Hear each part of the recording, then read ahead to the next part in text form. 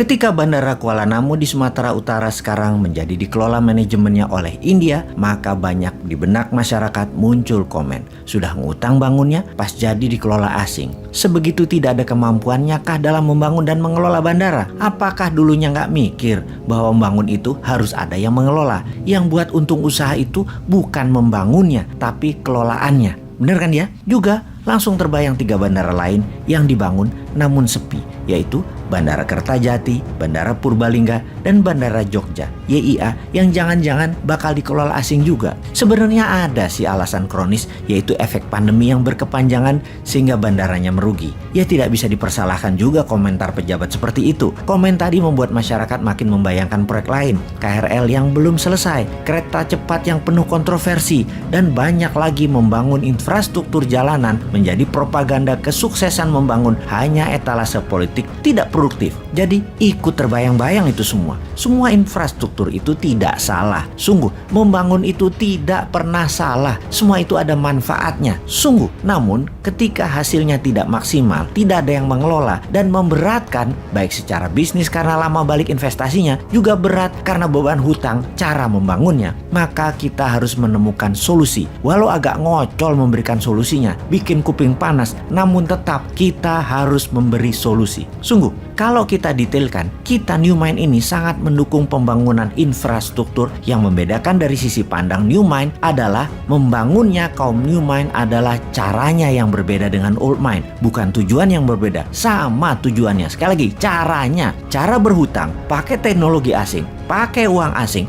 pakai orang asing, bahan procurementnya asing, itulah yang dikritik New Mind. Kita ingatkan sekali lagi, biar lebih paham. Membangun infrastruktur tidak salah. Yang salah itu kok bisa-bisanya dibohongi oleh pejabat di lingkungannya dengan mengatakan bahwa membangun infrastruktur itu wajib, bahkan pakai hutang dan dana asing pun gak apa-apa. Padahal berbarengan dengan itu semua, karena ada unsur asingnya, bisa jadi ini hanya akal-akalan yang pasti bisa membawa keuntungan pribadi pejabatnya. Bener deh, berhutang dengan asing itu salah. Membangun pakai asing itu caranya salah. Namun karena tidak tahu, tidak paham, tidak ngerti, ya ambiar jadinya keuangan negaranya. Dengan makin meningkatnya hutang dan uang beredar jadi sedikit di masyarakat. Kita rincikan, kita tahu di dalam membangun infrastruktur itu ada 2 macam. Ada infrastruktur statis, ada infrastruktur dinamis. Statis itu diam, seperti jalanan, jembatan, bandara, pelabuhan, rel. Infrastruktur dinamis adalah kendaraan yang mengisinya. Mobil, motor, pesawat, kapal laut yang mengisinya. Manusia yang mengisinya, barang-barang. Barang konsumtif,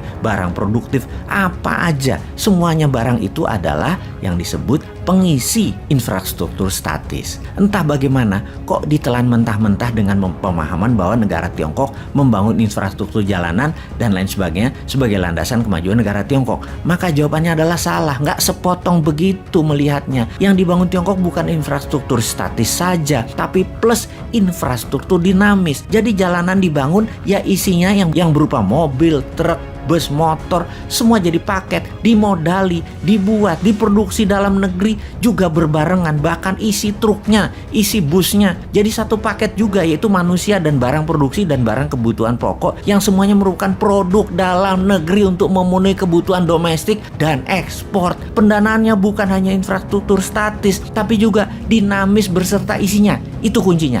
Maka kalau tidak sepaket pasti ambiar, dan terbukti sekarang BUMN karya-karya yang membangun jalanan ambiar semua. Kontraktor dan subkontraktor punya piutang tagihan tak terbayar di proyek-proyek tersebut. Karena IRR returnnya hanya dari infrastruktur statis yang gak bakal balik modal lama. Apalagi hanya mengandalkan isi kendaraan kebutuhan pribadi, bukan produktif serta komersial yang hanya ngabis-ngabisin bensin, oli, dan makin banyak impor lah kalau kayak gitu. Bukti lain lagi, kita ini niru Tiongkok hanya bungkusnya disertai ketidakfahaman bernegara pejabatnya. Jadi kasihan dan malu banget kalau dikupas kayak begini.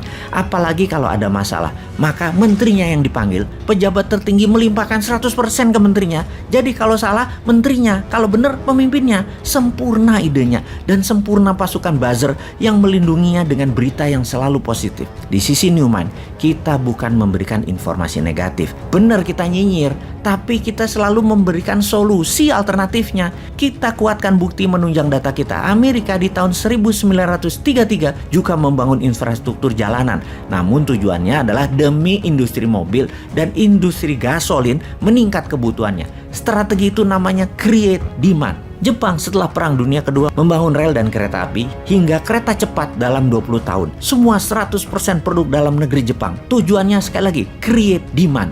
Juga Tiongkok di tahun 90-an hingga 40 tahunan sampai saat ini juga membangun infrastruktur dinamis dan statis. Juga untuk satu hal, create demand. Sementara kalau hanya infrastruktur statis yang dibangun itu bukan create demand, tapi create supply. Yang punya demand, yang punya kebutuhan siapa?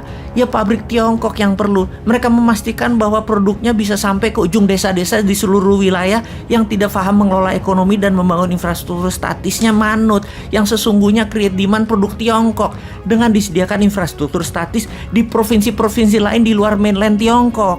Sahabat, mudah-mudahan pada nggak paham ya dengan informasi kali ini.